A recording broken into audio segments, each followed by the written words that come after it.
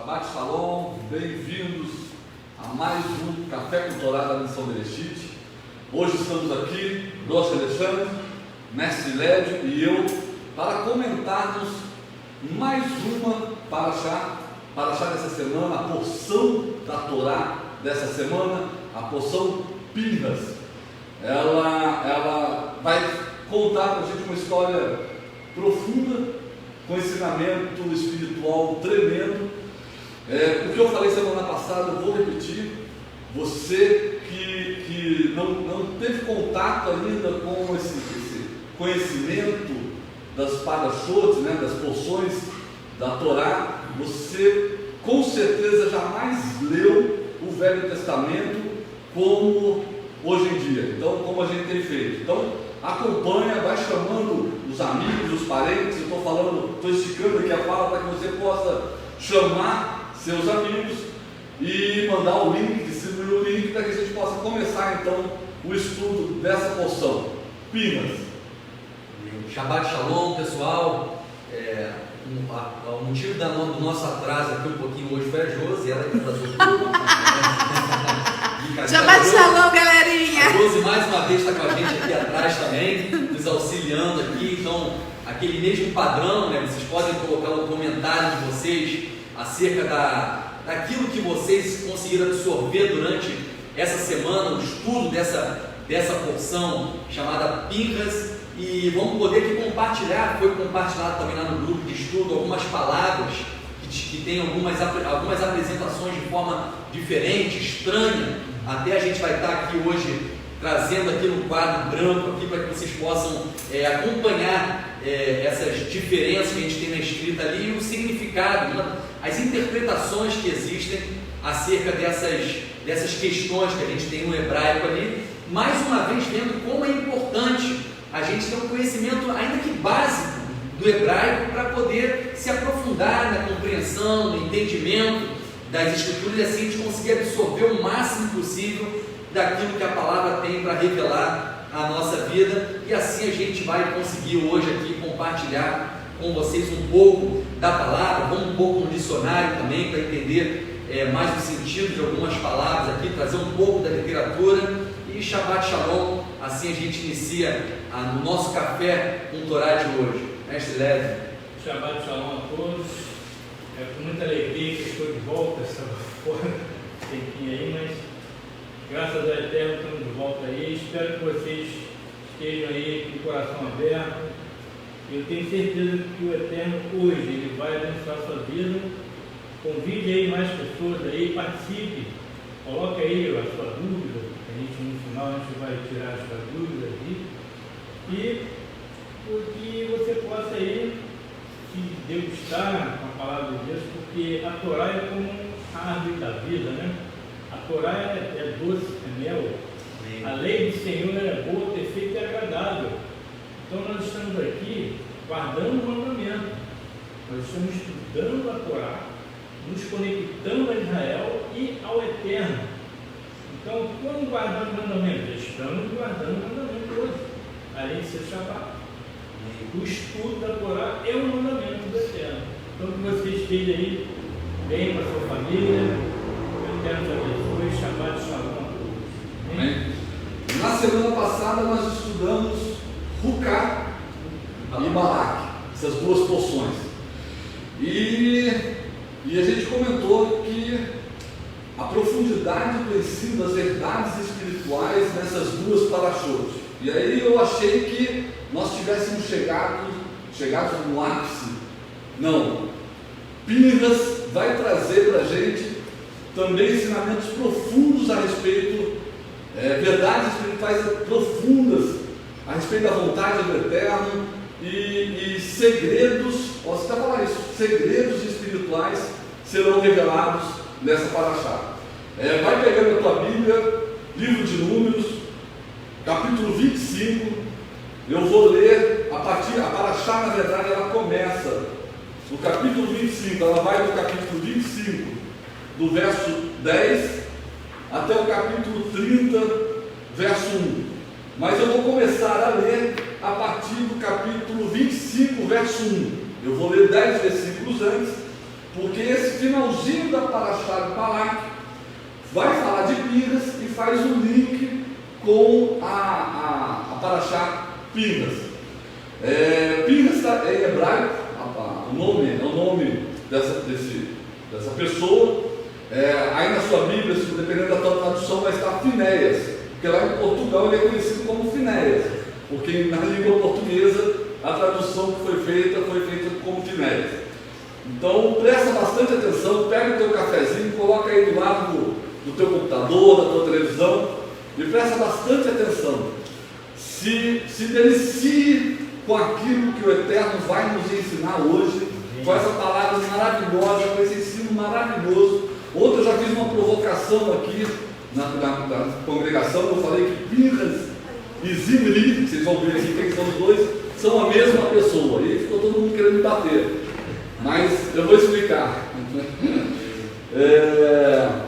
Então vamos ler a partir do verso 1 do capítulo 25. Estamos agora aqui com... Você vai aparecer agora não, no final? Jesaías está aqui, chegou agora aqui. Daniel chegou, está aqui. Está bem, pode dar um ok para ele. Lucas também está aqui. Então vamos lá a partir do verso 1 do capítulo 25. Diz assim: Israel permaneceu em Shitim, e lá o povo começou a se prostituir com as mulheres de Moabe. Essas mulheres convidavam o povo para os sacrifícios feitos a seus deuses, quando o povo comia e se prostrava diante desses deuses. Por causa de Israel se ter unido dessa forma a Baal-Peor, a ira de Adonai acendeu-se contra Israel. Adonai disse a Moshe: pegue todos os chefes do povo e enfoque-os voltados para o sol, diante de Adonai, para que a fúria ardente de Adonai seja desviada de Israel. Moshe disse aos juízes de Israel: cada um de vocês deve executar os membros de sua tribo que se uniram a Baal-Peor. Naquele momento, um homem de Israel aproximou-se, trazendo à sua família uma mulher de Midian. Aos olhos de Moshe e de toda a comunidade de Israel, pelo fato de estarem chorando à entrada da tenda do encontro. Quando Pinhas, o filho de Eleazar, neto de Aarão, o Cohen, viu isso, ele se levantou do meio da multidão, tomou uma lança em sua mão e seguiu atrás do homem de Israel até o interior da sua tenda, onde atravessou os dois com a lança, o homem de Israel e a mulher na altura do estômago. Foi assim que cessou a praga no meio do povo de Israel. Mesmo assim, 24.000 morreram da praga. Adonai disse a Moshe: Pinhas, o filho de Eleazar, neto de Aarão, o Cohen, o sacerdote, desviou minha ira de sobre o povo de Israel por ser tão zeloso quanto eu sou, para que eu não os destruísse com meu zelo. Portanto, diga: eu lhe dou minha aliança de shalom, de paz, fazendo uma aliança com ele e seus descendentes, depois dele, e de que o ofício de Cohen será deles para sempre. Isso porque ele foi zeloso da causa do seu Deus e fez expiação pelo povo de Israel. O nome do homem de Israel que foi morto, executado com a mulher de Midian, era Zimri, o filho de Salu, líder de um dos clãs da tribo de Shimon. O nome da mulher de Midian que foi morta era Cosbi, a filha de Tsu, chefe de um dos clãs de Midian. Adonai disse a Moshe: tratem os Midianim como inimigos e os ataquem, pois eles os trataram como inimigos por meio do truque usado para enganá-los no incidente de Peor, e no caso de sua irmã Cosbi, a filha do líder de Midian, a mulher morta no dia da praga no incidente de Peor, depois da praga. Amém?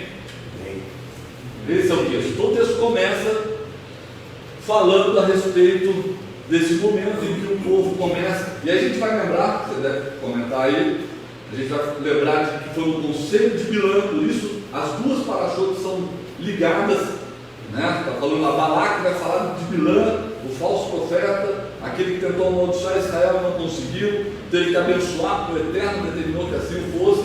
Porém, ele aconselha Balaque de como destruir Israel, como conseguir, por uma via indireta, amaldiçoar Israel. Então, ele aconselha que Balaque comece a colocar mulheres na congregação de Israel, as mulheres midianitas. E é exatamente isso que acontece nesse momento.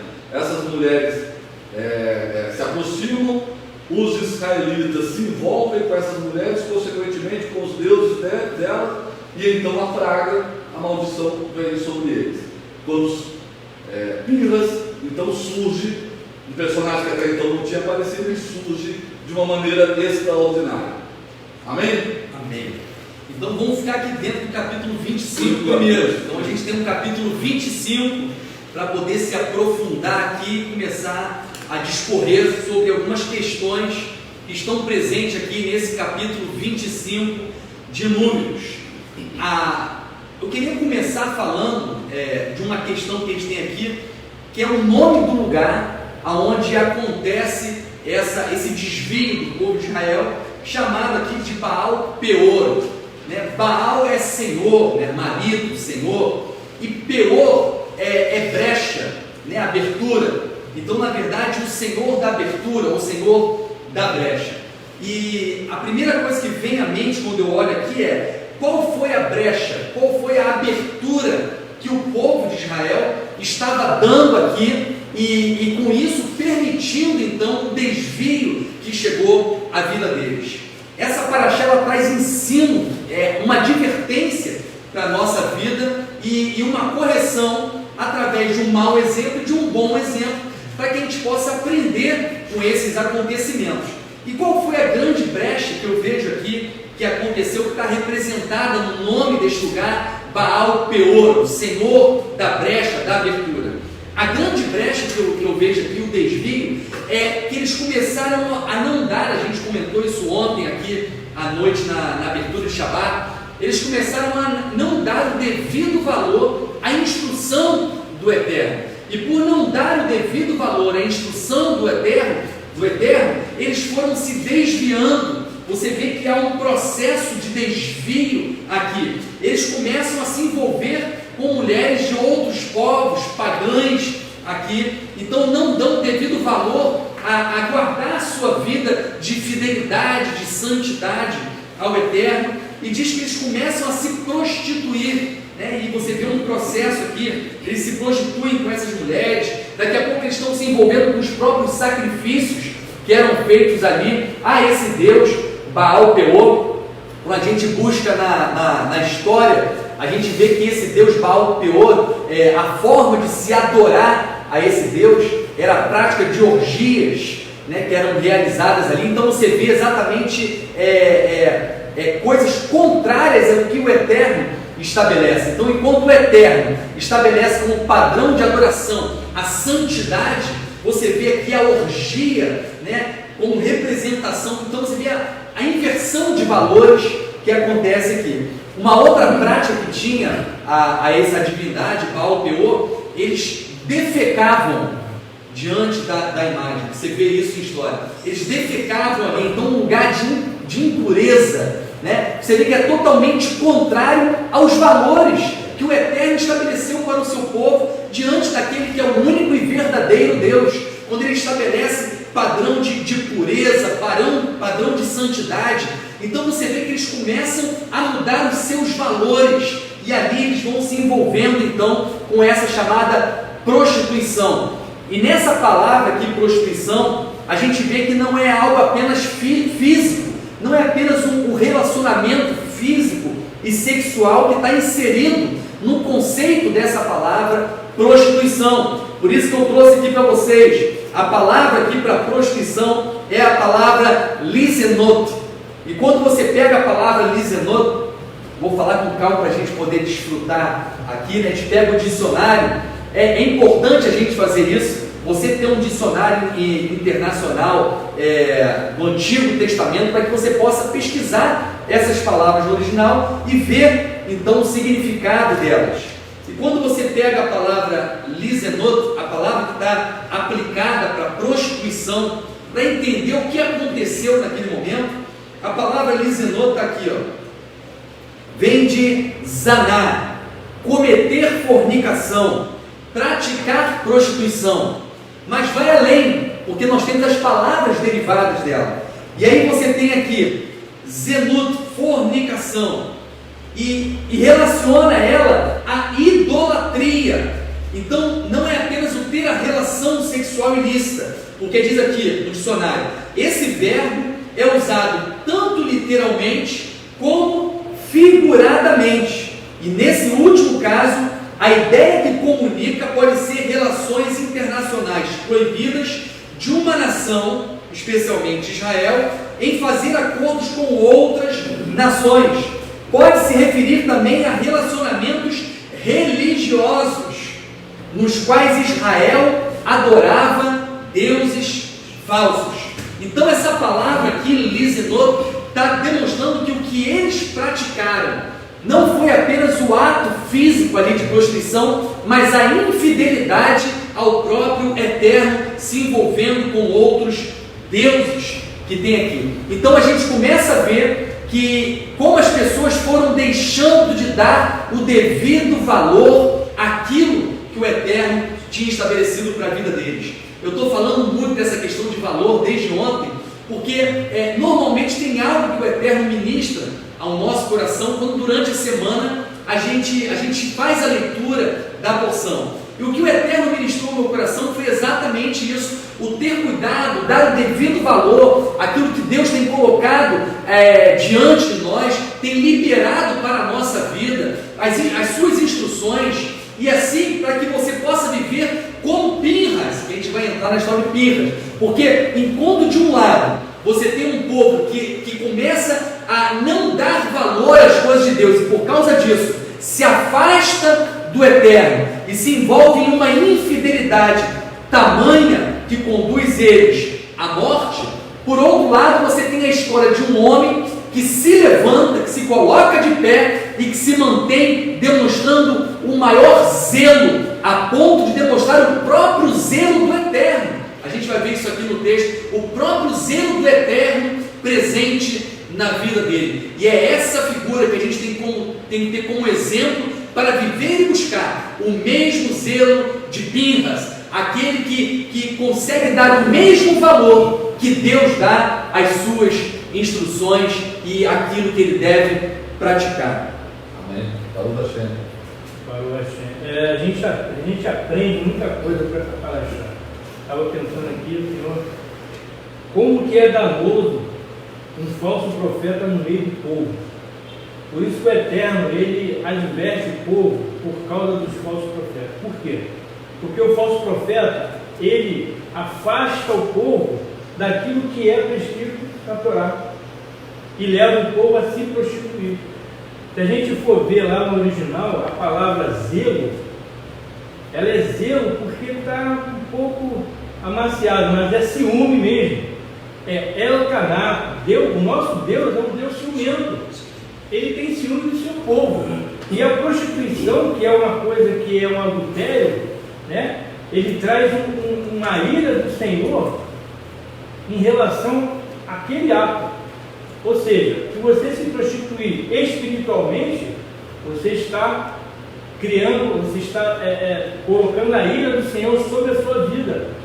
Porque Deus é um Deus ciumento. A literatura judaica ela é rica nesse sentido. Lá no original está Elcaná. Caná é ciúme, zelo. É um zelo extraordinário. Então Pinhas, ele recebeu do Senhor esse zelo, porque ele tinha, durante aquele ato ali, ele se lembrou da lei do Eterno. E a literatura diz que os líderes de Israel se esqueceram da lei do Eterno. Então eles ficaram sem saber o que fazer. Mas Pinhas, que estava com o Eterno, ele recebeu de Deus aquela unção, vamos dizer assim, de zelo, de ciúme, e foi o que aconteceu ali, mano. E aí tem uma questão interessante, já que entrou na questão do zelo, gente, porque eu estava ontem, à medida que o Jesaías estava ministrando ontem, eu estava pensando o que é o zelo. Na verdade, o zelo é a exteriorização do valor que você dá às coisas. Então, quando eu vejo as coisas do Eterno, quando eu dou valor às coisas, a exteriorização disso, a prática que eu tenho, a minha ação proveniente, né, originária do valor que eu dou, essa ação, ela é o zelo. O zelo é a materialização, é a exteriorização do valor que eu dou às coisas do Eterno. Por isso que a gente, quando olha a ação praticada por Pinhas, aquela ação era o zelo, a exteriorização do valor que ele dava às coisas de Deus. E é isso que tem que estar presente na nossa vida, e é isso que está borbulhando em mim essa semana. Vocês estão sentindo que eu estou meio assim, porque é exatamente esse borbulhar dentro de nós, ao ponto de nós não aguentarmos ficar parados diante de um desvalor absurdo ao que o Eterno estabelece para o seu povo. Quando você vê alguém menosprezando aquilo que o Eterno estabelece, não dando devido valor àquilo que Deus entregou, isso precisa mexer com a gente, de forma que a gente se levante, né? Como diz que Pinhas se levantou e chega a citar aqui que o zelo que havia nele era o zelo do Eterno, gente. Ele precisa entender isso. Ou melhor, o sentimento que borbulhava nele era o mesmo que estava no coração do Eterno. E porque esse sentimento que estava nele, de zelo, era o mesmo do Eterno, ele praticou aquilo que estava no coração. Era como se fosse o Eterno executando o juízo. O que ele fez era o Eterno fazendo. Para você ver o nível que isso começa a chegar. Então, para que você entenda o conceito de zelo, eu vou para o dicionário, mais uma vez, como o mestre Lédio já falou aqui da origem da palavra. A origem dessa palavra, que na verdade é caná. Caná é ter ciúme, ter inveja, ter zelo. E aí fala as palavras que são derivadas dela, né? Você tem quiná, ardor, zelo. Você tem caná, ciumento, né? Canô, ciumento. Mas agora, olha só o que fala sobre essa palavra. Emoção muito forte. É algo que mexe com você, que borbulha em você. Emoção muito forte em que o sujeito deseja alguma qualidade ou a posse do objeto. Então é uma emoção, é um desejo muito forte que vibra dentro da pessoa. Diz ainda que isso pode ser num sentido depreciativo, para indicar paixões hostis e que causam, na verdade, contenda, ou no sentido positivo, que é o sentido de Pinhas, que diz, para designar o zelo consumidor que se concentra na pessoa amada. Ou melhor, é uma emoção muito forte que está concentrada na expressão do seu amor por alguém, e no caso aqui, do amor pelo Eterno. E para concluir, porque senão eu fico falando demais, ainda diz assim, o vocábulo é empregado para denotar um zelo apaixonado e ardente por Deus, o que resulta em fazer a sua vontade e defender a sua honra em face dos atos ímpios de homens e nações. É usado exclusivamente em referência a Deus e no contexto de idolatria, é o que estava acontecendo ali. Mostra o paralelo entre adultério e idolatria. Então é esse sentimento que borbulha dentro da gente e nos leva a praticar atos, ações direcionados àquele a quem nós amamos. Então, se você vive, se está sobre a sua vida essa mitzvah de amar a Deus acima de todas as coisas, então em você precisa haver esse zelo. Se não há esse zelo, alguma coisa está errada nesse amor e nesse relacionamento. Então você precisa rever os seus valores, para que você possa expressar e viver o mesmo zelo de Pinhas, que fez com que ele se levantasse diante de um ato de iniquidade, de um ato contra a Torá e contra a vontade do Eterno, e assim ele pôde expressar na ação dele a própria ação do Eterno e revelar o Mashiach, que a gente vai ver daqui a pouco aqui, gente. Amém? Respira aí, toma um café, porque começou a apaixonante para achar, amém? Mas quando ele vai comentando, eu vou botar uma palavra aqui que a gente vai analisar. Está acompanhando aí. Só para essa palavra canai, eu até tinha ontem e acabei não falando sobre ela. É uma pessoa que vinga a honra de Hashem, ou seja, ele se vestiu daquele ciúme, daquele zelo, né? Que tem a ver com o zelote, né? Zelote é aquele que tem zelo pela palavra do Eterno. Ele está falando ao Jesaías, ele está lá atrás, ele não quer Daqui a pouco ele vai aparecer, não sei porquê. Uma segunda voz da consciência hoje. Mas é importante que você caminhe no texto com a gente. Tudo começou pelo Baal Peor, né? A ação de Baal Peor, né? Que significa abertura de brechas, né? Tudo começou, estava tudo bem antes. Israel estava lá acampado, abençoado pelo Eterno. Volto a dizer, Balaão tentou amaldiçoar, Israel não tinha nem conhecimento disso. Israel estava lá em comunhão com o Eterno. E a estratégia de Balaão, de Bilam, foi que fossem colocadas mulheres na congregação, para midianitas, mulheres midianitas, para que seduzissem os israelitas. E a coisa aconteceu, aqui no texto não demonstra tanto isso, mas a coisa aconteceu aos poucos. Elas foram lá, foram se infiltrando e foram tomando espaço até chegar nesse momento drástico em que aquele ato dos israelitas com as midianitas, aquele ato de infidelidade, como a gente está falando, começou a produzir morte dentro da congregação.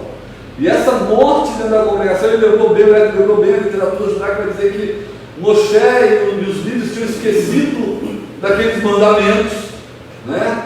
E Pinhas se levanta, se lembra do mandamento, então vai acompanhando. Brecha acontece aos poucos, ou seja, as midianitas ingressam na congregação aos poucos, tomando espaço. O esquecimento do mandamento vai permitindo que elas tomem espaço. Estou falando tudo isso para dizer no final que Pinhas e Zimri são a mesma pessoa, mas calma. Calma aí. Também estou curioso. Eu também estou curioso. Então, ou seja, esse caminhar da coisa, porque estou falando demais, né? Peraí. Toda lição, toda história da Torá, todos esses fatos relatados pelo Eterno na Torá, eles trazem por trás, a gente fala isso constantemente, é preciso entender isso para você não ler a Torá nunca mais como um texto histórico. Para você nunca mais ver, se você for ler esse texto como um texto histórico, está falando a história de Pinhas que foi lá, matou Zimri e cessou a praga. Existe um ensino espiritual, uma verdade espiritual por trás dessa história que nós precisamos aplicar na nossa vida hoje. Então, com esse olhar do texto, é que nós estamos buscando o que eu vou extrair do texto para que eu aplique na minha vida hoje. Amém? Então, começa a caminhar com a gente. Abertura de brechas, né? Ou seja, a infiltração das midianitas, o esquecimento da Torá e a morte. E aí, então, a reação de Pinhas. E a bênção de Pinhas. É agora que você vai falar sobre? Ainda não? Tá. Então vamos acompanhar então, a explicação do nome de Pinhas, é isso? O nome de Pinhas. Existe no original, a gente fala sempre do original, porque a gente tem demonstrado já isso aqui, a importância da gente ter um conhecimento mínimo, não é conhecer a fundo o hebraico, mas um conhecimento mínimo para que você possa ter uma ferramenta para poder fazer uma pesquisa, né? Por isso eu até aconselho vocês aqui, você tem um curso na Hartzion, tem um curso do Rabino Mateus Zandona, né? A introdução ao hebraico bíblico, fundamental para que você tenha uma base mínima para poder usar como ferramenta para entender quando a gente fala e poder você por si só fazer as pesquisas e descobrir coisas grandiosas que tem no original quando a gente busca no original. E quando a gente lê essa porção, existe um cuidado, um valor, né? A gente está falando de valor, um valor muito grande por parte daqueles, dos escribas, daqueles que escrevem em hebraico a Torá. Existe um cuidado muito grande. Existem mais de 4.000 formas que leva você a ter um cuidado ali, 4.000 regras para se observar, para que não haja nenhum erro quando é feito lá, escrito ali a Torá. E mesmo diante dessas escritas, a gente vê umas questões que foram colocadas ali de forma proposital, porque há ali um mistério, há ali um soro, um mistério, e essa porção, ela traz um mistério tremendo aqui dentro dela, nesse momento que vai falar sobre o ato de Pinhas, e vai falar também dessa aliança de Shalom, que vai trazer paz através do ato de zelo praticado por Pinhas. Então a gente vai devagar para você ir acompanhando. A primeira coisa que a gente vê, eu botei aqui para vocês, está dando para enxergar, legal, Josi? Aqui, daí? Tá, mas eu vou dar um zoom. Você tem aqui o nome de Pinhas, né? O nome de Pinhas está aqui, né? Você vê essas letras aqui formando o nome de Pinhas. E isso aqui você vê lá no capítulo 25, versículo 7. Quando você pega o original, o nome de Pinhas está escrito assim, obedecendo uma regra padrão. Existe uma regra que é o quadrático, né? Tem que seguir essa linha aqui, existe um tamanho padrão para essas letras. Quando você chega lá no capítulo 25 de Números, no versículo 11, acontece algo estranho, vamos dizer assim, no nome de Pinhas. O que acontece no nome de Pinhas aqui? O nome de Pinhas deveria obedecer essa linha padrão. Você vai ver que a letra Yud, essa letrinha aqui, ó, que está aqui, ela é diminuída. Ela vem aqui, ó, pequenininha, ela não acompanha a linha e ela é diminuída. Então eu vou deixar essa palavra, o nome de Pinhas aqui, com o Yud diminuído, e vou fazer uma outra análise de uma outra palavra estranha que aparece aqui para a gente conectar tudo isso e você entender por que esse Yud ele foi diminuído. Quando vai falar mais adiante no capítulo 25, versículo 12, vai falar que o Senhor fez uma aliança de Shalom, Brit Shalom. Essa palavra Shalom, quando você pegar ela aqui, ela está escrita assim. Você tem um Shin, você tem um Lamed, você teria um Vav, né? E você teria aqui um Mem Sufi. Assim seria a palavra Shalom normal. Mas quando você pega o original, você vê algo estranho que acontece com essa letra Vav. Ele foi partido aqui assim. Ele está exatamente assim, o que não é um padrão normal. Né? Isso não é a letra Vav. Não é falha de impressão. Não é uma falha de impressão. Não faltou tinta. Não faltou tinta. Mas olha lá, pega o original e verifica lá, você vai ver que a palavra Shalom está dessa forma. A Jô vai tentar mostrar. Bota o dedo, vê se consegue mostrar. Deu para ver, gente? Quer que eu segure para você? Aqui. Essa aqui está destacada. Foi, gente? Acho que foi. Não, foi não. Ah, já viu daqui, não viu daqui? Aqui também dá para ver aqui. Tá desse jeito De aqui. repente não vai focar. Cadê? Não, mais pra cá. Isso. Embaixo aí, é bem seu dedo aqui. Ah, então, isso aqui. Viu aí, gente? Tá aparecendo meu dedinho, gente? Que eu não tô Tá vendo. vendo aí? Baixa mais um Amém? Baixa mais um Coloca uma pouco. imagem depois para eles no Ah, agora apareceu Foi? meu dedo. Aí, então não é erro. Não é Espero que Consegui. vocês tenham conseguido ver aí de casa, mas de qualquer forma está assim. Confia em mim, acredite em mim. Se você pegar o original, esse vaso, ele foi quebrado, ele está partido, né, ali. E aí você pergunta, e o que isso significa? O que isso tem de valor? Dentro de muitas interpretações que a gente podia Qual é o sonho? trazer Qual é o sonho? aqui para vocês. Interessante que quando você pega esse momento de que através de Pinhas houve uma Brit Shalom, uma aliança de Shalom, trouxe paz, o ato dele trouxe paz, você vai verificar que na verdade Pinhas ele teve que ser fragmentado. Por isso que o Yud, eu vou adiantar, gente, eu vou adiantar. Na verdade, você tem 3 fragmentos aqui no início. Você tem o primeiro fragmento, que é um iudo diminuído, um iudo partido, né? Então você tem o primeiro iudo. Depois você tem um segundo fragmento, né? Isso se transformou em 3 fragmentos. E aí você tem um segundo iudo. E você tem um terceiro fragmento, que é esse pauzinho aqui. E você vai aprender que esse pauzinho não deixa de ser vav. Vav também é um pauzinho. Então você tem 3 fragmentos. Você tem 2 iud e você tem um vav. Vai segurando isso aí. Brit Shalom. O que tem de revelação? Quando você pega esse momento, o Led estava lendo aqui antes de a gente começar o áudio, o que eu vou te falar, eu vi agora, quando o Led mencionou, o texto lá, ele vai falar o seguinte, diz, né, tá assim o texto, posso apagar isso aqui já? Posso. Já deu para acompanhar um pouco aí. Então vamos lá, eu vou colocar só os 3 fragmentos aqui. Eu tenho 2 iud e eu tenho um vav, né, que é um tracinho na verdade, né? E eu tenho um vav. Quando você pega o texto que vai falar dessa aliança de Shalom, está assim, ó,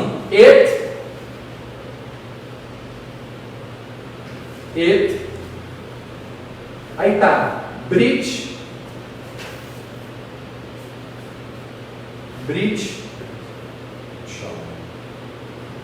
e Shalom. E aí tem esse Shalom aí, partido aqui, né? Vou botar ela normal, tá? Shalom. Gente, olha só. Acompanha, por favor. O Aleph e o Tav. Quem é o Aleph e o Tav? Quem falou eu sou o Aleph e o Tav? Yeshua, o Mashiach disse, eu sou o Aleph e o Tav. Só que a letra Tav representa o quê? Aliança, simbologia. Se você pegar simbologia, a gente tem aqui uma cadernetinha de simbologia para ninguém se perder. Quando você pega a simbologia da letra Tav, a simbologia dela é sinal, aliança, símbolo. Então Tav é aliança, Tav, Brit, aliança, Tav. Será que vocês estão me acompanhando? Então Brit Shalom, Brit é o Tav, aliança é o Tav, que está aqui no início da frase. E esses 3 aqui, ó, os 3 fragmentos que foram tirados de Shalom e do nome de Pinhas, esses 3 fragmentos vão produzir o vav quebrado, uma linha, um iud, outro iud invertido, o aleph e o tav. Será que está todo mundo parado assim? Não, na verdade, Brit é tav, Shalom junto com Pinhas, através de Pinhas veio a Shalom, através da renúncia dele veio a paz, revelou o Aleph. Por isso que Yeshua fala, eu sou o Aleph e o Tav. E Pinhas revelou a obra de Yeshua, o Mashiach, aquele que foi partido para revelar o Aleph, a força do Eterno, estabelecer uma aliança eterna. Já fui lá na frente. Uma aliança eterna. Por isso que diz que o sacerdócio aqui é um sacerdócio eterno. Será que vocês acompanharam? Deu para acompanhar, não deu? Então os 3 fragmentos do Yud de Pinhas, do Yud de Shalom e o Vav formam a letra Aleph. E a palavra Brit está representado na letra Tav, o Aleph e o Tav. E Yeshua falou, eu sou aquilo, eu sou o Aleph, o Tav está falando, eu sou aquilo que foi revelado lá na vida de Pinhas. Por isso que eu vou mostrar no final aqui, guarda o que eu estou falando, eu vou mostrar no final, Paulo, não sei se alguém ia mencionar, Paulo cita, relaciona a obra de Yeshua com a história de Pinhas, com esse ato praticado por Pinhas aqui. Amém? Amém? Eu já falei um pouquinho sobre o porquê, eu coloquei lá no grupo, né? O que está partido? Então isso é uma interpretação. Só o vaso do Shalom cortado já dá a ideia de que essa aliança custaria um preço. E esse preço foi pago. Porque o vaso é o número 6, é o número do homem. Yeshua, homem, ele foi partido. Só o Vale, né? Ele veio mais além. Amém. Glória a Deus. Baruch Hashem. Baruch Hashem. Café do Torá. Café do Torá, cada um serviu café aqui. E aí, já que a gente está falando de revelação, Café do Torá. pode falar. Você usa Porque açúcar. ao vivo é assim, gente. É açúcar no É seu? anotação. É que a gente tem que tomar café agora. O pessoal estava reclamando, café do Torá não tinha café, agora tem café. E se a gente quiser ir mais a fundo na figura desse área, com esse Vav Yud em cima e Yud embaixo, você vê a letra Yud representa o nome do Eterno. A gente vai ver isso hoje aqui ainda. Yud representa a letra do Eterno. Então o Vav, você vê que o Vav está entre os dois Yud, porque Yeshua foi feito mediador entre céu e terra, entre terra e céu, entre o homem e o Eterno. Ele é o mediador, ele é o Vav, ele é esse homem que foi partido, que morreu, que entregou a sua própria vida, que se esvaziou, se diminuiu para cumprir a vontade do Eterno na terra, e assim ele se tornou o mediador, a escada de Jacó. E por aí vai, glória a Deus. Quanta coisa em um vaso. Em um Vav. Tanta revelação. Ah, e tem também Uma letra. o sacerdócio de Yeshua, segundo a ordem de Melquisedeque. O que é Melquisedeque? Meu rei é justiça. Está ali também. O pastor Alexandre acabou de falar. Tem mais aí? Amém. Amém. Amém? Vamos continuar falando de Minas? Amém. Tem. Então vamos lá. Então vamos respirar. Nós até agora nós estamos falando da primeira parte da Paraxá. A introdução, nós só começamos a Paraxá. Do nosso almoço com o Torá. Então tem que sair almoço. Então pelo texto aqui, Pinhas ele é movido de uma emoção extremamente forte. Ele se lembra, segundo a tradição judaica, ele se lembra dos mandamentos, é movido por essa emoção, que o Eterno diz que o zelo do Eterno o tomou. Ele vai lá, pega uma lança, chega até a tenda onde estavam Zimri e Cosbi, a midianita mulher, joga a lança e fura os dois, na altura do ventre. A história, quando você lê o texto, parece uma história chocante. E o Eterno abençoa Pinhas por causa disso, faz com Pinhas uma aliança eterna. E aí a literatura judaica vai falar de outros detalhes, vai falar, não sei se você vai comentar daqui a pouco, vai falar dos detalhes em que várias pessoas criticaram, a congregação, boa parte da congregação criticou Pinhas, porque Pinhas era descendente de uma mulher não judia, então, ou seja, levantaram essa questão, olha, o que você fez, quem é você para se levantar contra um príncipe de Israel, que era Zimri, que era da liderança, quem é você? E começa então um levante, vamos dizer assim, contra Pinhas. E o Eterno então chama e diz que o que ele tinha sido feito, do que ele tinha feito, ele fez movido pelo Espírito do Eterno, pelo zelo do Eterno, e faz com ele uma aliança eterna, entregando um sacerdócio eterno para ele. E é interessante esses detalhes que a gente conhece da literatura judaica, porque ela enriquece, vamos dizer assim, o entendimento espiritual, inclusive, do texto. Então há esse detalhe da questão de que Pinhas não era, vamos dizer assim, um puro sangue. Ele era descendente de uma mulher não judia. E quando ele pratica isso, a gente pode concluir isso, quando ele pratica esse ato, ele praticou com o risco da própria vida. Ele tinha consciência da gravidade, vamos dizer assim, do ato que ele estava praticando, porque ele estava se levantando contra um príncipe da congregação, um dos principais da congregação, mas ele não quis saber do custo da própria vida, ainda que com o risco de ser expulso da congregação, morto pela congregação, ele se levantou e fez aquele ato. Eles sabiam que verdadeiramente tinha valor, E o que tinha realmente valor era ele cumprir o papel dele como sacerdote.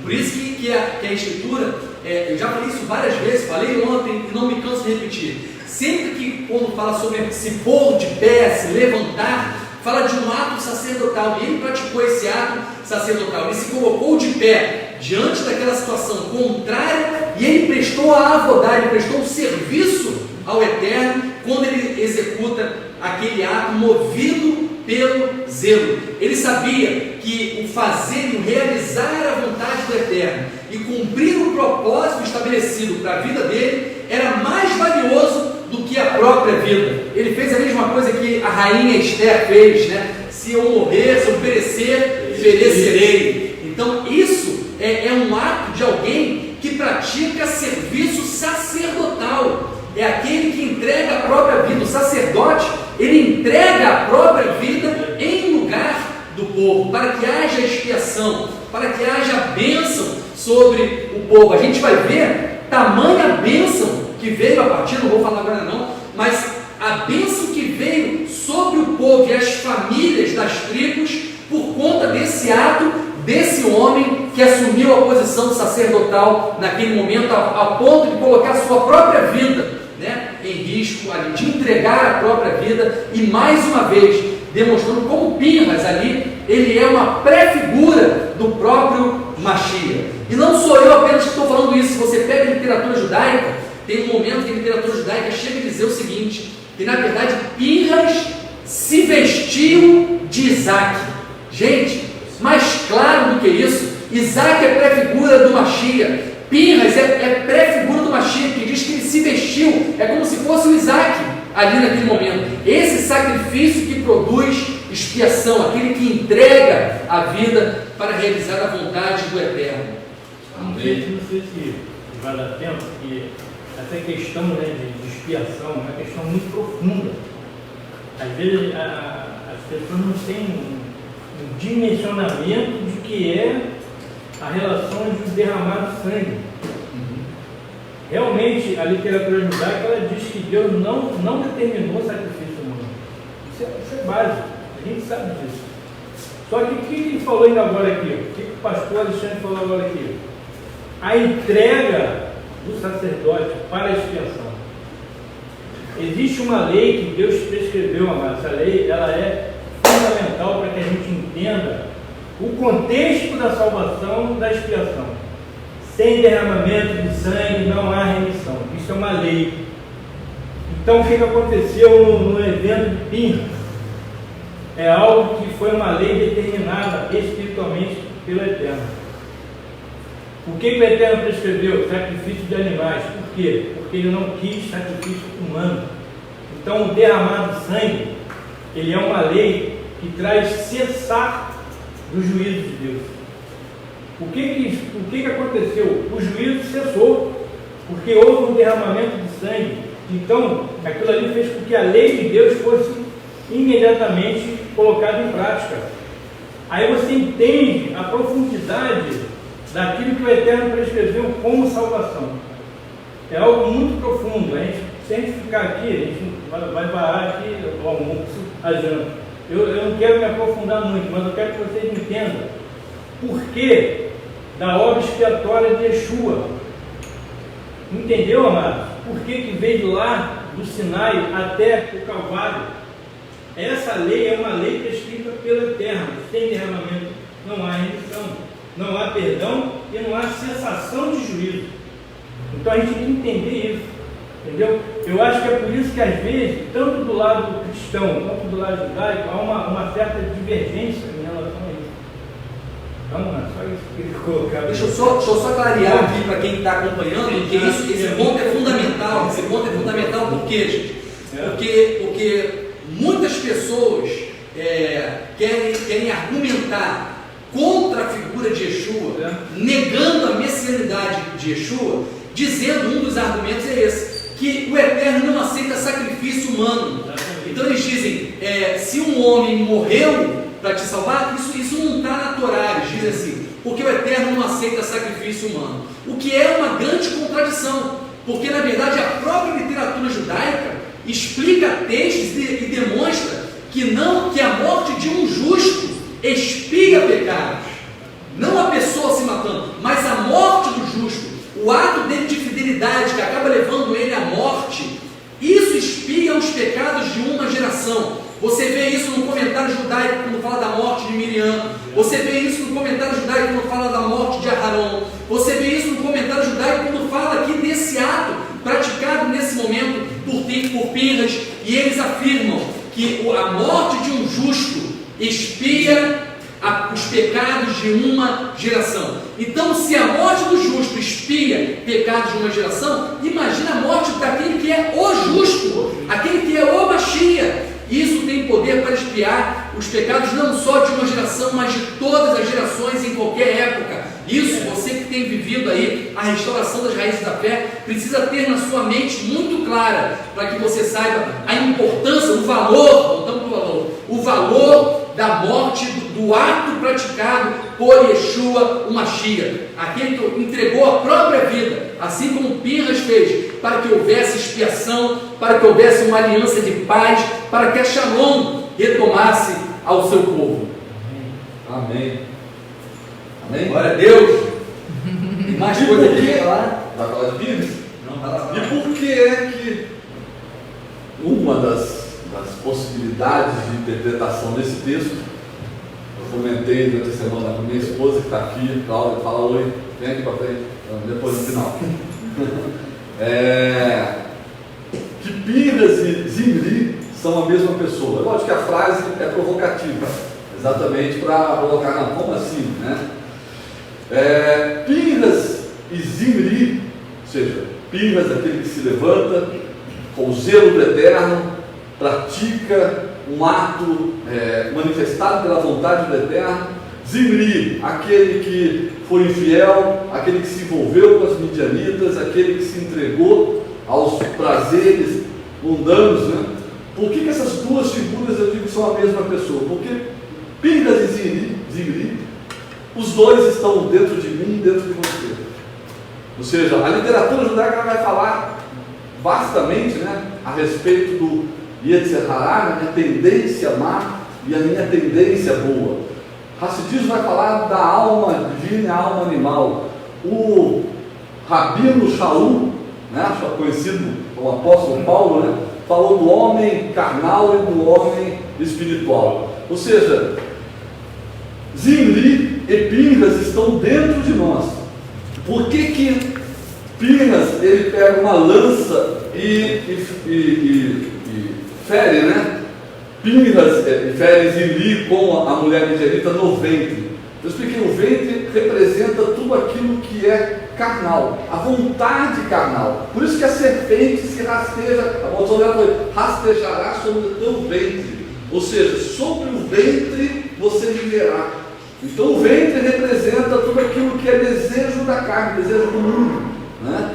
E por isso a lança. E o que é o símbolo da lança, né, da espada? É a palavra. Então, a gente poderia imaginar, ou seja, a primeira coisa, esse Pinhas, esse homem zeloso, esse homem espiritual, esse homem que ama o Eterno, que zela pela palavra do Eterno, que conhece a Torá, que ama os mandamentos, também está dentro de você. Assim como Zimri, esse que ama os midianitas, que busca a vontade da carne, a vontade, o desejo da carne, do ventre, tudo aquilo que é do ventre, né?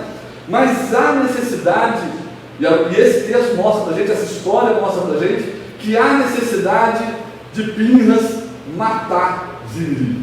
Então, para você que está meio chocado, né? Eu não gosto de violência, ali matou, né? Pinhas matou Zimri, né? Esse ato representa algo espiritual tremendo, porque Yeshua, inclusive, diz que é necessário que eu morra, é necessário que esse Zimri morra, é necessário que o meu homem carnal morra, definitivamente morra. E como é que ele vai morrer? Quando Pinhas, meu homem espiritual, ferir de morte essa vontade carnal. E ele vai usar como ferramenta, como instrumento desse ato de zelo do Eterno, a palavra do Eterno, a lança, a espada, que é a palavra do Eterno. Então, a história é extraordinária, porque trazendo para a nossa vida, ou seja, o meu Zimri, o meu homem carnal, ele vai ganhar força, quando eu deixo as midianitas entrarem, quando eu deixo aquilo que é do mundo entrar na minha vida, esse Zimri vai se agarrar a ela, né? O homem carnal vai se agarrar a essas coisas carnais. E é necessário que o meu homem espiritual se levante com a espada na mão para ferir de morte esse Zimri no ventre dele, naquilo que ele mais deseja. Amém? Porque somente assim esse Pinhas que há dentro de mim receberá o sacerdócio eterno. Oh, glória. Amém? E ao mesmo tempo, Para uma multidão. e ao mesmo tempo a gente vê as duas figuras, Pinhas e Zimri, expressos na obra de Yeshua. Por quê? Porque ele tomou sobre si o nosso pecado. Ele se colocou como Zimri, aquele que estava com o pecado sobre ele, entregou a própria, e ao mesmo tempo ele foi aquele que trouxe a Shalom, que se posicionou como sacerdote ali, se oferecendo em sacrifício como justo para trazer Shalom. Você vê essas duas figuras também relacionadas lá no processo de purificação da lepra. A gente vê dois pombos, um morre e outro ressuscita. Você vê lá que aqueles que praticavam, a gente viu semana passada o sacrifício da novilha vermelha, aquele mesmo que pratica o sacrifício, que traz purificação, se torna impuro para que essa purificação chegasse. Então essa figura dupla, né, que aparece aqui o tempo todo nas Escrituras, revela exatamente a posição que o Mashiach teve que tomar para levar sobre si todo o pecado, né, levando o homem pecaminoso sobre si, para poder ali vencer o salário do pecado, que é a morte, e poder trazer então essa nova aliança, aliança de paz, trazer a paz ao homem, restaurar o homem novamente. Gente, isso é bom demais. Deixa eu dar uma lida aqui, o Gindaí trouxe uma coisa interessante, só para fortalecer a sua vida. Aqui na literatura judaica, em Benidbar, nossos sábios ensinam que Pinhas possuía a alma de Eliahu, o profeta que traz restauração. O profeta que anunciará a verdadeira e completa redenção. Pinhas alcançasse uma transformação tanto messiânica para o povo judeu de seu tempo, de uma situação de depravação espiritual, adoração a Baal Peor, e emergência nacional, ou seja, a praga, para uma satisfação divina. Ou seja, ele se juntou com a figura do Mashiach, que trouxe a verdadeira redenção, que traria mais tarde a verdadeira redenção. Está aqui na literatura judaica. Porque a figura de Eliahu, no contexto judaico, revela aquele que anuncia a vinda do Mashiach, o precursor da vinda do Mashiach. E Pinhas estava revelando o próprio Mashiach antecipadamente. Então ele estava como Eliahu nesse sentido, porque ele revelava aquele que viria para trazer essa paz, para operar essa restauração no homem. Em toda a história a gente vê expressões de Eliahu. Por isso que dentro do contexto judaico existe uma expressão muito presente todo o tempo em relação a chamar Eliahu, ansiedade pela presença, pela vinda de Eliahu, porque é aquele que antecede a vinda do Mashiach, é aquele que revela o Mashiach, que prepara o caminho do Mashiach. E isso aconteceu, a história em vários momentos. O próprio Yohanan, né, o João, o imersor, ele foi o Eliahu daquele tempo, aquele que preparou o caminho da primeira vinda do Mashiach ali, né, que trazia as pessoas ao arrependimento, um mover de arrependimento. E hoje eu vejo de forma clara o corpo do Mashiach sendo, na verdade, esse Eliahu, esse que prepara o caminho. Por isso que lá, João, lá em Apocalipse, ele traz essa revelação, o Espírito e a noiva. Essa conexão é Eliahu. O Espírito e a noiva dizem, vem. É aquele que traz, que prepara o caminho. E o ato de Eliahu, somente através do ato da materialização de Eliahu, é que vai trazer, atrai o Mashiach. Eliahu na terra traz o Mashiach. Entenda isso, que Eliahu é hoje a noiva cheia do Espírito, ou melhor, a noiva que compreende a vontade do Eterno e que pratica os atos que estão no coração do Eterno. Quando você vive como Pinhas, com esse espírito de zelo pelo Eterno, você é o Elias hoje. Você anuncia a vinda do Messias. Você anuncia a vida dele. Amém? Prepara o caminho para a vida dele. Amém? E a gente precisa anunciar por isso. Que a gente seja que o Eliel venha. Eliel, olha para você e fala: Eliel, venha. Você não está invocando morto, não, gente. Fica tranquilo. Você está invocando, na verdade, aqui que essa realidade de Eliel seja uma realidade na sua vida. Que você esteja unida ao Rua, ao Eterno, a ponto de você estar preparando nos seus atos, nas suas palavras, no que você faz, você está atraindo, trazendo o Mashiach novamente. No texto a gente toma um quinto cálice, né? O quinto cálice, que revela Eliel, que revela a gente na restauração. A gente toma o quinto cálice, que revela. Porque na restauração a gente tem restaurado, inclusive, isso. Essa espécie de ansiedade pela vinda do Mashiach. Né? O que a história acabou esfriando, vamos dizer assim. Na verdade, tem grupos que têm até medo da vinda, pelo contrário, assim, né? Você falar com o Messias da vida, não, né? Agora não. A gente está restaurando isso também, essa ansiedade, essa boa ansiedade pela vinda do Mashiach, que ele volte em nossos dias. Essa frase judaica é que ele venha em nossos dias, que ele volte em nossos dias, que nós vejamos ainda nessa vida o retorno do Messias. E por falar na vinda do Mashiach, nós iniciamos na semana passada chamadas 3 semanas de luto, né? Que é luto pela destruição do templo. Começou 17 de Tammuz e vai até 9 de Av, né? São 3 semanas. E quando a gente começa a ler sobre essas 3 semanas que a gente está vivendo, a gente viu que, na verdade, em 17 de Tammuz foi o período em que o Império Romano rompeu, né, os muros de Jerusalém, e a destruição do templo ocorre lá em 9 de Av. Por isso luto, por isso um tempo de lamento. Mas eles falam que são 3 semanas, e 3 semanas eles dizem que revelam 3 tempos. São os 3 tempos que antecedem a vinda do Mashiach, o final, o reino do Mashiach. Então você conta aí, né, do 4º milênio até o 7º, né, da primeira vinda até a última vinda. Esses 3 tempos são 3 tempos de exílio, e aí eles falam acerca desse, após o 3º tempo, essa história será mudada. Por quê? Porque vem o Mashiach e o povo retorna, então, e o templo é restaurado, né? E todas essas coisas são restauradas. Espero que você tenha acompanhado esses 3 tempos. Nós estamos chegando aí no final desses 3 tempos que foram estabelecidos, que você vê de forma clara do período do Mashiach até agora o reinado, quando vier estabelecer, e chegaremos no 7º milênio, então. Amém? E aí Está assustado? Está assustado? Não. Aí o próximo capítulo, não sei se vocês vão falar ainda de Pinhas, mas o próximo capítulo, ele vem falar do censo e fala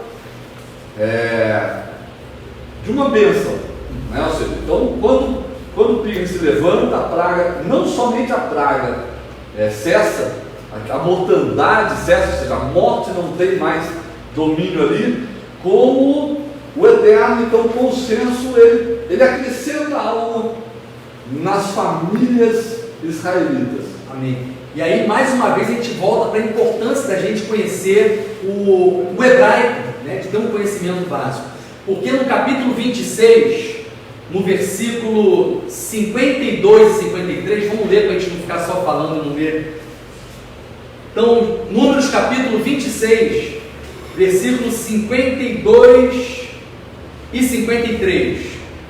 Adonai disse a Moshe: a terra será dividida entre eles como um bem a ser herdado, de acordo com o número de homens. Está falando agora da entrega da promessa, né? Eles vão receber, eles vão pisar na promessa, tomar posse da promessa, herdar a promessa, o que está sendo dito aqui. Mas quem acaba herdando a promessa? E aí você vê a importância da obra realizada por Pinhas. Aí você vê a importância da obra realizada por Yeshua, o Mashiach. Obra essa que nos dá, que nos conduz à promessa, que nos conduz à terra que é revelada aqui. E por causa daquilo que Pinhas praticou, olha a importância do que Pinhas fez. E lembra o tempo todo, o ato praticado por Pinhas revela o ato praticado por Yeshua, o Mashiach. Se você pegar esse censo que foi feito e vai começar a falar das tribos, na verdade vai falar das famílias das tribos, e aí vai lá no seu original, e aí você abre lá o seu original em hebraico, e você vai notar uma coisa interessante. Toda vez que vai falar o nome das famílias, você vai ter lá a palavra Mishpahat, que é a palavra família, e logo depois da palavra família, Mishpahat, vai vir o nome daquela tribo, daquela família ali, do cabeça daquela família. E aí vai acontecer uma coisa interessante. Toda vez que aparecer o nome dessa família agora, o nome da família vai estar cercado por duas letras. Ele vai começar com a letra Re, vai vir o nome da família e vai encerrar com a letra Yud. Todas elas vai acontecer isso. Você pode pesquisar, aí eu posso pegar até algumas aqui, mas eu acho que vai ser mais fácil se puder mostrar ali. Eu circulei aqui. Você vai ver que todas as famílias vão começar com a letra Re e vai terminar com a letra Yud. É o texto todo, pode mostrar o texto todo. Você vai ver que é onde está circulado o nome da família. Não sei se vai dar para vocês observarem aí nesse texto. Está dando para ver lá? Sim. Está dando para ver? É bom que a gente vai mostrando aquilo que a gente está falando aqui. Eu acho que aqui vai ficar bom, gente. Olha só. Deixa eu colocar aqui. Olha lá no texto. Dá um print na sua tela aí, gente. Que aí você depois pode verificar. Todas essas circuladas são os nomes das famílias. E você vê que começa com Re e termina com Yud. Amém? Por que isso? Por que isso acontece aqui? Porque o ato praticado por Pinhas, na verdade, trouxe o próprio nome do Eterno, porque o nome do Eterno está aqui, Yud, Re, são as letras que representam o tetragrama, Yud, Re, Vav, Re. Então eles estão agora cercados pela bênção proveniente de Pinhas. O ato praticado por Pinhas trouxe a presença do Eterno, concedeu a eles o próprio nome do Eterno, receberam o poder de serem feitos filhos de Deus. Olha só a conexão, gente. Receberam o poder de serem feitos filhos de Deus, porque o filho recebe o nome do seu pai.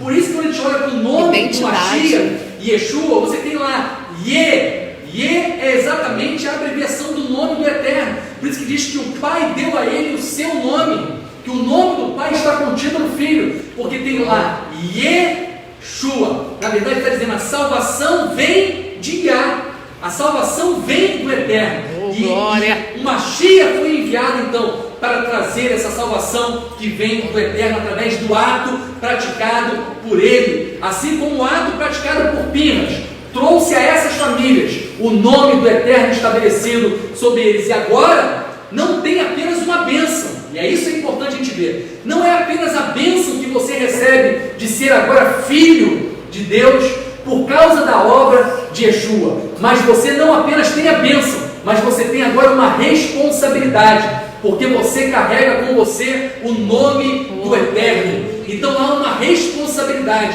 Valorize, voltei ao valor.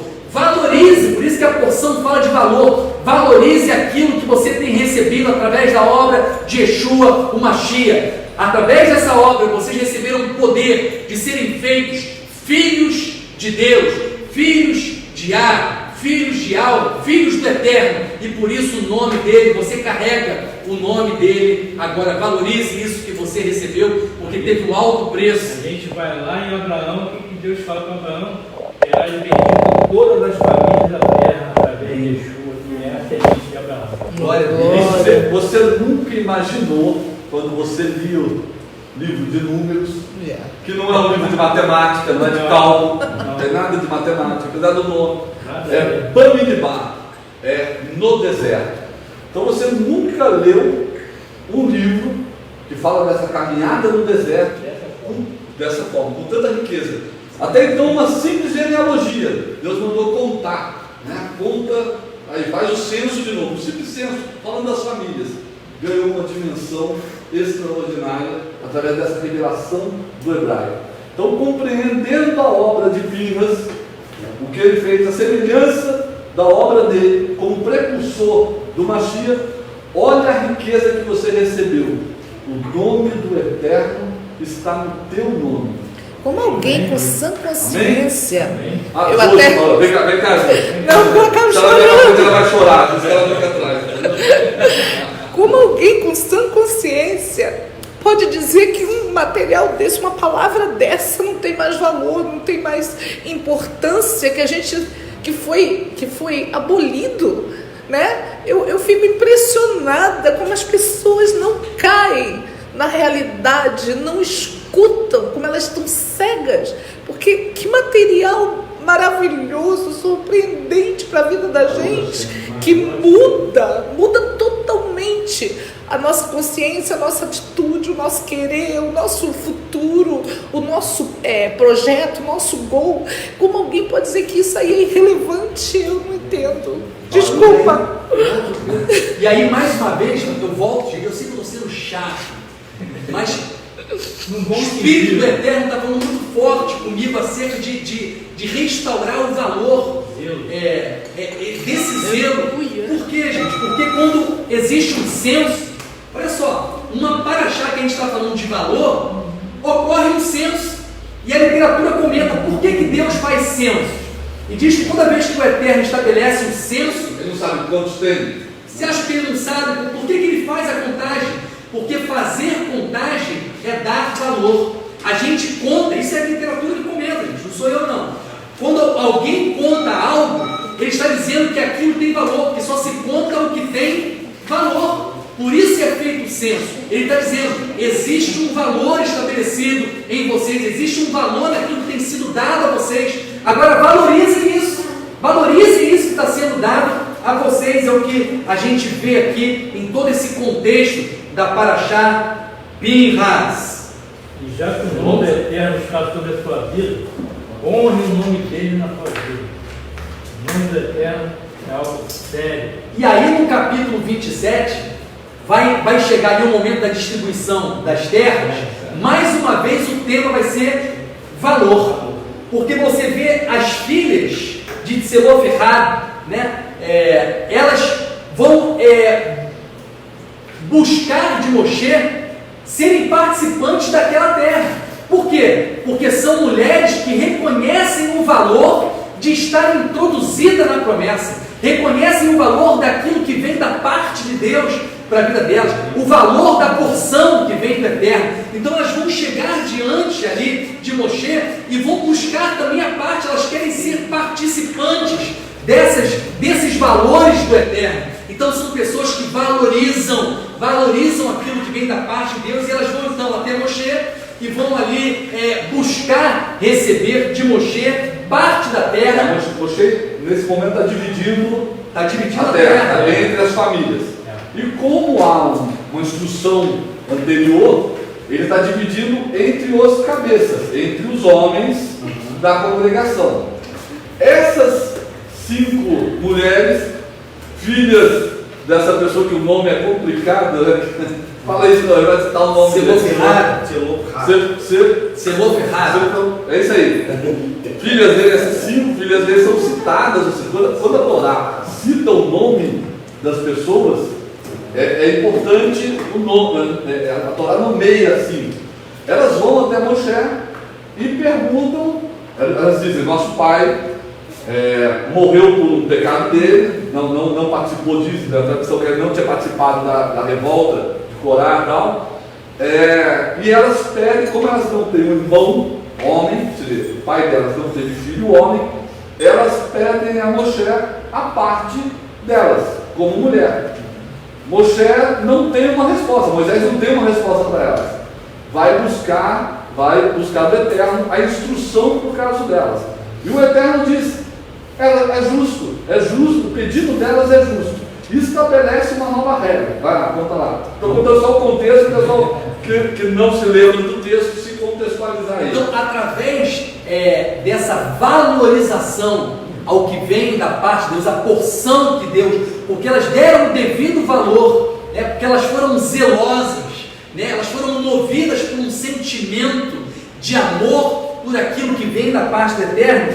Essa lei foi mudada, foi estabelecida a partir de agora, por causa desse ato delas, a partir de agora. Sempre que se um homem morrer e não tiver um filho, sua herança passará à filha. E aqui o ato delas, quando o nome delas vem a Torá, na verdade está dizendo o seguinte: o ato delas seria eternizado agora aqui, porque elas também foram zelosas, elas também deram valor àquilo que vinha da parte de Deus, a porção de Deus para a vida delas, quiseram ser participantes.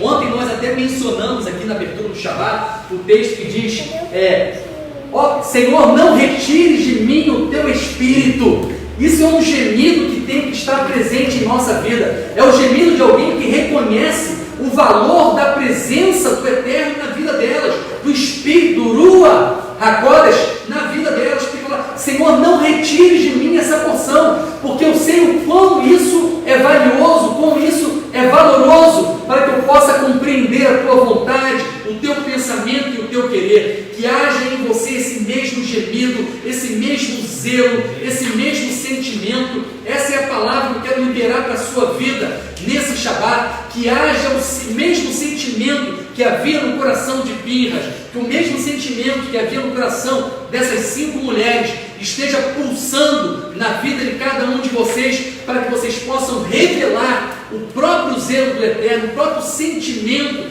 do Eterno ao realizar todas as coisas. E olha o sentido profundo desse texto. Elas, até então, elas não tinham direito à terra. Ou seja, a terra está falando da promessa do Eterno, da presença do Eterno. A terra prometida é a presença do Eterno. Essa mesma presença que foi rejeitada no passado pelos 10 espias. Rejeitaram a terra, não quiseram a terra, rejeitaram a presença do Eterno. E aí, por causa do zelo delas, dessa vontade de estar na terra, de também tomar posse da terra, Deus muda a Torá. Aí você vai lembrar de novo do nosso amigo Rabino Shaul. Olha a intimidade, né? Nosso amigo Rabino Shaul, quando ele diz assim, que os galhos foram tirados, né, da oliveira, para que nós, oliveira brava, fôssemos enxertados. Ou seja, passamos a fazer parte da promessa.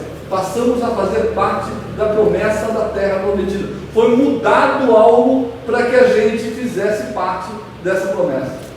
E aí vou dar um pulo aqui, vou aproveitar que você falou, eu vou dar um pulo aqui, mas para conectar algo nessa porção ainda, como essa posse, essa herança da terra.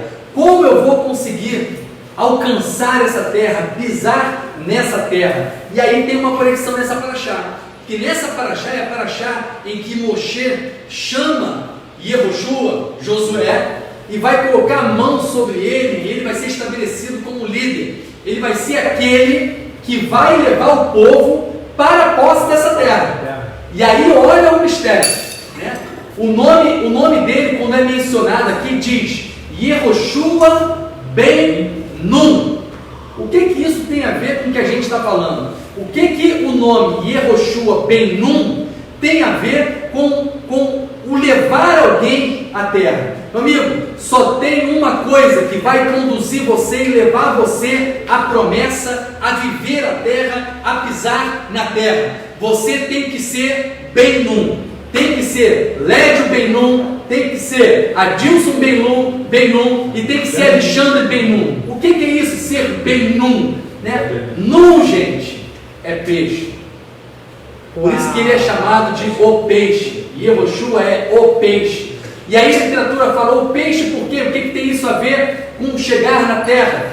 Peixe é aquele que só vive dentro d'água. O seu ambiente são as águas. E a água é a Torá. A água é a palavra de Deus. Só chega na terra. Você é conduzido à terra pelo peixe. Ou melhor, você é conduzido à terra se você está imerso na palavra do Eterno. Se você está envolto na palavra do Eterno. Se o seu ambiente é a palavra do Eterno, é ela que vai conduzir você até a terra, até a promessa, até o desfrutar daquilo que o Eterno tem para a sua vida. Por isso, Yehoshua Ben-Nun foi aquele que levou o povo até o viver o que Deus tinha para eles. E eles mergulharam literalmente no Rio Jordão, né? Amém.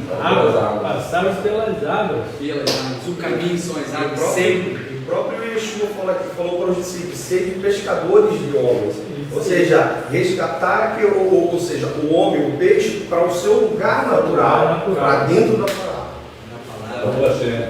E aí, eu posso caminhar para ir avançando, senão a gente vai ficar aqui, né? E aí tem uma questão interessante, porque a Paraxá, ela vai começar a falar acerca das festas, né? Ela começa a restaurar o valor dos templos, né? Aqui, e interessante, só um adendo, eu não vou entrar no assunto das festas, mas não sei se vocês vão querer entrar, mas existe algo que é importante quando fala das festas, porque diz o seguinte, no capítulo 28, versículo 2, que as festas, diz assim, eu vou ler: dê uma ordem ao povo de Israel, diga-lhes, vocês devem ter cuidado de me oferecer no tempo designado. Meu amigo, estamos falando de valor. Então, olha só, dê o devido valor aos tempos designados pelo Eterno. Diz aqui, tem que ser no tempo designado. Não é o tempo designado por você, não é o tempo designado pelo governo, é o tempo designado pelo Eterno, pela sua palavra. Se o Eterno diz que essa celebração é no tempo X, ela tem que ser vivida e cumprida no tempo determinado pelo Eterno. Primeira questão. Mas aí a porção começa a falar acerca das celebrações, e no final da Paraxá, já posso ir para o final? Pode. E no final da Paraxá, que ela vai falar da última festa, que é Sukkot, e aí em Sukkot vai falar sobre sacrifício.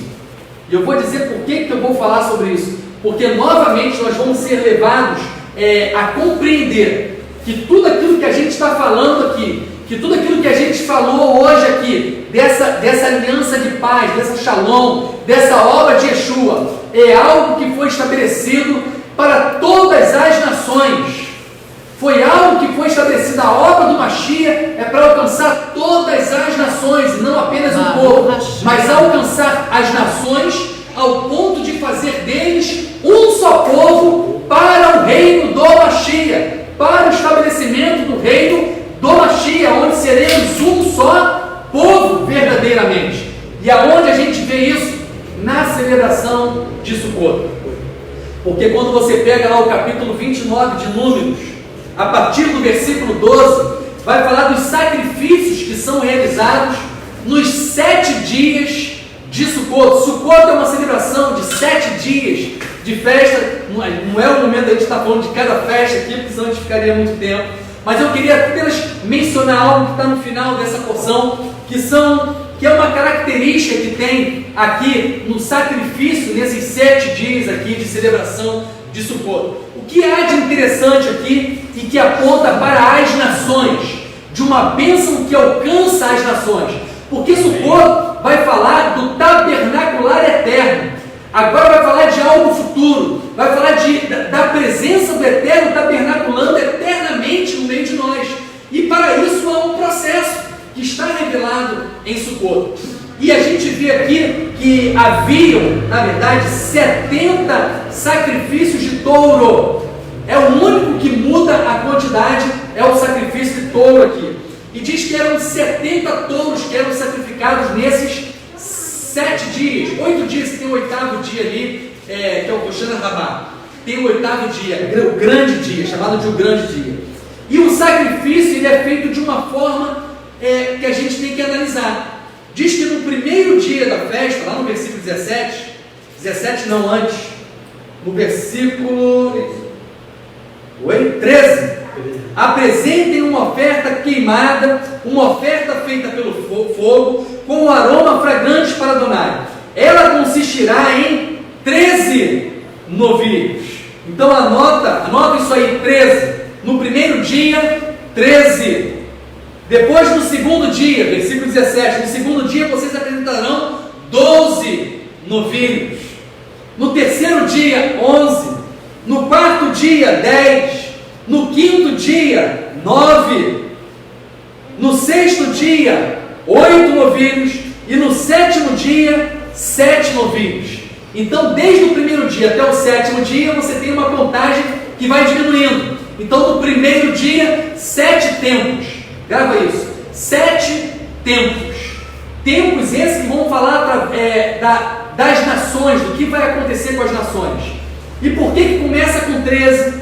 Depois no segundo tempo, ou segundo milênio, 12.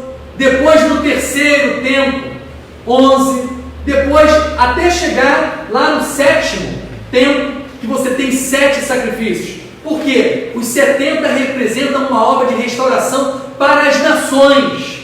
E no sétimo dia você tem 7, porque 7 revela um número perfeito, revela a perfeição. Então está dizendo que no sétimo tempo é o tempo onde as nações haverá um número perfeito das nações, o número final estabelecido para fazer desse número e desses 7 agora um só povo. Por isso que no 8º dia, se você continuar lendo, será um só sacrifício, porque agora não serão 70 nações, será um só povo e uma só nação. Então nós estamos num processo aonde está sendo estabelecido um só povo, e quando formos um só povo, haverá um só sacrifício, uma só obra sacrificial revelada, porque ali é estabelecido o reino de Yeshua, o Mashiach. O 8º dia, o chamado dia da grande festa. E 8º, porque será algo eterno. 8 fala de eternidade, de algo que não terminará mais, e viveremos então o reino do Mashiach como um só povo de forma eterna, revelado. O número 7 ele está relacionado também com a plenitude dos gentios. Com certeza, Yeshua fala. Exatamente. Porque as nações gentílicas, elas terão o quê? Uma plenitude. E aqui no quadrinho que eu estava vendo aqui no quadrinho, do lado dos cordeiros, eles somam 98. Se você pegar 98, você vai ver que vai estar 8. Dá 8 no final. Ou seja, 8º milênio. Glória a Deus. Amém? Mas eu queria, antes de passar, eu queria ler um texto que eu prometi aqui para vocês, depois eu vou entrar para a pergunta. Chegou uma pergunta que eu não consegui ler, mas eu preciso ler Hebreus com vocês, não consigo parar de falar sem ler Hebreus capítulo 7, abre lá, Hebreus 7, que é uma prova, e o Rabino Shaul, Paulo, ele faz uma conexão da história de Pinhas com a obra de Yeshua, o Mashiach, lá em Hebreus capítulo 7. Vamos ler do versículo 20 ao 28. Olha o que diz, gente. E mais que isso, Deus fez um juramento. Nenhum juramento é feito em relação aos que se tornam Kohanim agora. Yeshua, porém, tornou-se o Cohen pelo juramento pronunciado por Deus, ao dizer: Pinhas se tornou um Cohen eterno, um sacerdócio eterno, por declaração, por juramento, por pronunciamento também de Deus. E ele diz, ao dizer: Adonai jurou e não mudará de ideia, você é Cohen para sempre. Ele cita o texto que foi dito, pronunciado por Deus a Pinhas aqui, tanto que você vê a referência, está lá. Isso é uma referência ao texto lá de Pinhas que a gente leu. E diz, isso mostra também quão superior é a aliança da qual Yeshua se tornou o fiador. Os Kohanim da atualidade existem em grande profusão, porque a morte os impede de continuar o ofício. No entanto, pelo fato de viver para sempre, lembra, sacerdócio eterno, de viver para sempre, sua posição de Cohen não é passada a nenhum outro. Consequentemente, ele é capaz de libertar de forma total quem se aproxima de Deus por seu intermédio, porque vive para sempre e é, portanto, capaz para sempre de interceder a favor deles. Esse é o tipo de Cohen Hagadol que supre nossa necessidade, santo, sem nenhuma ligação com o mal, sem mancha, separado dos pecadores, exaltado acima dos céus. Ao contrário, aos outros Kohanim Gedolim, ele não tem a necessidade diária, como os demais, de oferecer sacrifícios primeiro pelos pecados pessoais e depois pelos pecados do povo, porque fez um sacrifício de uma vez por todas, quando a si mesmo se ofereceu. A Torá constitui Kohanim Gedolim a homens que têm fraquezas, mas o texto que fala sobre um juramento, um texto escrito na Torá, posteriormente aponta para o Filho. A obra que a gente leu, estudou, aponta para o Filho, que alcançou o objetivo para sempre, sacerdócio eterno estabelecido por pronunciamento do próprio Eterno, assim como foi feito com Pinhas. Aleluia. Salmo 110, versos 4. Anota aí. Salmo 110, versos 4. Vai lá ler. Leia. Lê aí. Amém? Não, o que a gente acabou de falar aqui. Já é sacerdote fala assim. Então você não imaginou tamanha grandeza e profundidade dos ensinos dessa paraxá. Amém? Abriu para perguntas, é isso? Teve um comentário da Josi, quando a gente falou aqui sobre as mulheres, os 5 filhos de Zelofehad, né? Ela dizendo, tal era o zelo delas. A palavra diz que era costume delas assistir os estudos de Moshe, de Moisés, porque é através do ouvir a palavra, né? Isso é citado quando fala de Yehoshua, que eu falei, Ben Nun, filho de Nun, de viver ali nas águas, é que diz que ele vivia no lugar de estudo, ele vivia estudando a Torá, porque é o estudo que vai trazer a nós o reconhecimento do valor das coisas, que vai inserir em nós o valor daquilo que o Eterno traz, e através disso eu vou poder expressar esse valor, e isso é zelo, materializar o valor do que o Eterno estabelece através dos meus atos da minha vida. Esclarece aquela dúvida que dizem, tem estudiosos aí, eu não sei se são estudiosos, mas dizem que a mulher não estudava, né? Então ela não era impedida de estudar. Então aquela que queria, ela buscava, como eu fiquei impressionada que é mencionado, por ela estar ali sempre estudando com Moisés, ela lembrou do mandamento, ela lembrou da lei, e aí ela foi procurar os direitos dela, das filhas, né? Das irmãs. Só lembra quem escuta. Pois é. Quem escuta. Então a paraxá de hoje, se a gente pode finalizar com uma frase, né? Zelo, cuidado pelas coisas do Eterno. Zelo é mais do que aquele cuidado superficial. Zelo é um cuidado profundo, movido por uma paixão profunda. Um zelo que muitas das vezes precisa estar dentro de nós, ou seja, esse zelo precisa ser dirigido a nós mesmos. Nós precisamos reconhecer as coisas do Eterno como algo valioso, reconhecer a vontade do Eterno como algo valioso, ao ponto de nos mover intimamente, internamente, na busca de fazer a vontade do Eterno. Amém? Para que a gente conheça a presença do Eterno, que a gente viva na presença do Eterno, e essa é a busca que a gente percebe a restauração, restaurando esse valor, esse zelo, e a gente fala isso constantemente, exatamente porque a gente busca viver essa realidade, e muitas das vezes, volto lá ao Zini, o Piras, nós precisamos matar o nosso Zini, nosso homem carnal, para viver essa realidade do eterno. entendi. Agora você entendeu a cabeça da pessoa?